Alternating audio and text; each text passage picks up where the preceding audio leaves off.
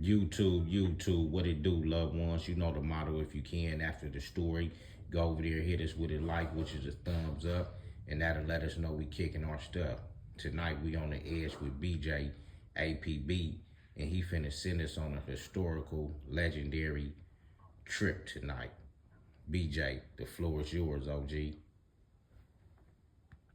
All the time. As always, peace and blessings to everybody. Thank y'all for tuning in. And before we get into the story, I want to say that if I say anything to offend anybody, I apologize. Now we just kicking the history and not trying to offend nobody, just making sure everybody know the ins and out of where we came from and what's going on now.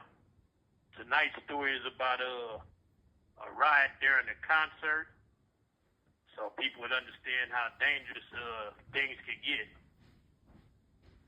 Back in 1993, a concert was through at the Forum featuring SWV and I believe it was Boys to Men, and I forgot it was one more person that was starring with him. But anyway, it was gonna be on a Saturday night. You know, everybody was kind of pumped up to go and see SWV at that time. They was the top R&B female group. So we all caravan up there, you know, a bunch of homies from different hoods and stuff, went up to the Forum to check them out. Upon going into the Forum, we stood outside for a while, you know, smoked, drank, chasing women around, and once we got inside, everybody was, you know, maneuvering around. People ain't seen each other in a long time, mingling with each other. I went up there like with a couple of homies from Village Town, a couple of homies from different hoods.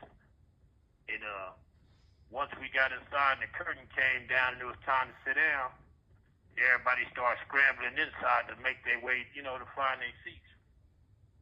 As we get up in there and start making our way, SWV, the curtain come up and SWV come out and start singing.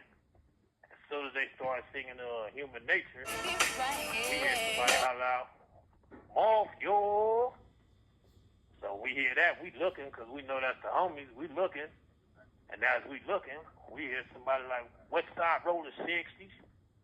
So the dissing game, you know, get to going in there, people dissing each other, and you get to looking around, you see like red over here, red over there, blue over here, blue over there, you know, like groups of people everywhere.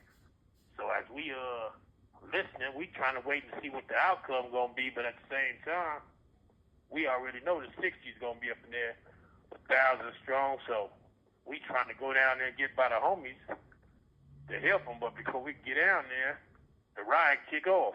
And as the riot kick off, people screaming and hollering, people going everywhere. So from there, it got to the point where everybody just started banking on anybody that was running in between us. Because as you see, the riot going on, is people like trying to run in between the riot, and then you got women trying to come and put their 2 cents in and break stuff up, and you got dudes firing on women, and everybody's getting fired on. Little girls, little boys, anybody that ran in a certain way or tried to like stop something or try to help somebody they knew they was getting fired on. And I'm talking about, man, it was just going everywhere. I'm talking about, you seen people getting kicked, and by the time we made it to the concession stand area, you see people getting stopped all in them areas, and I'm talking about it's going back and forth. You see homies on one crib over here, then you'll see probably 6 or 7 crips on one homie over here, then another dude over here talking about he don't bang, and everybody on him, Bloodz and Crips on him, because they don't know where he at. And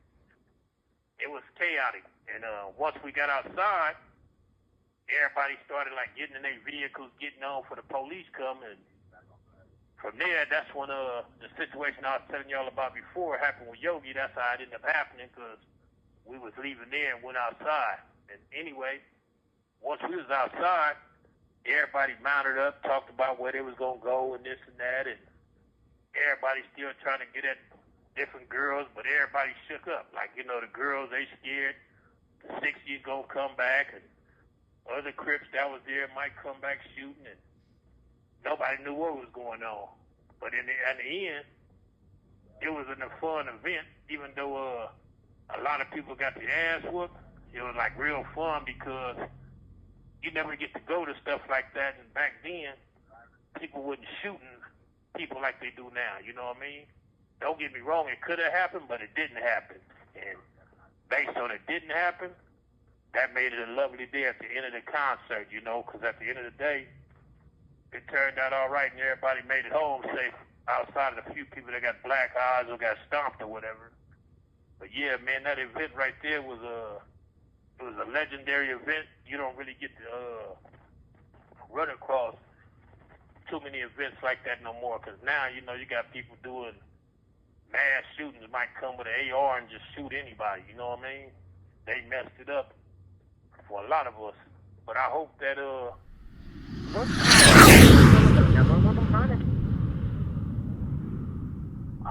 some of these youngsters that's listening don't take up after us and feel that, you know, okay, we could go to a concert and kick it off, because it ain't the same no more. You know, people don't have the respect that they had then. You know, back then, like I said, a lot of us Bloods and Crips was related and knew each other, so that's what kept us alive all these years. But a lot of these youngsters, they don't know each other, and that's what makes it worse, because they go up in there and trying to prove themselves and end up hurting a bunch of innocent people, even accidentally hurting somebody's mama.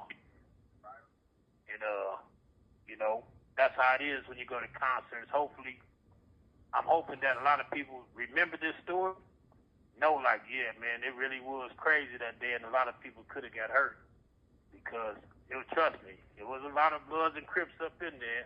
I don't know where everybody was from, but man, it was in there probably from even out of town, and probably don't never want to come back to LA after that experience.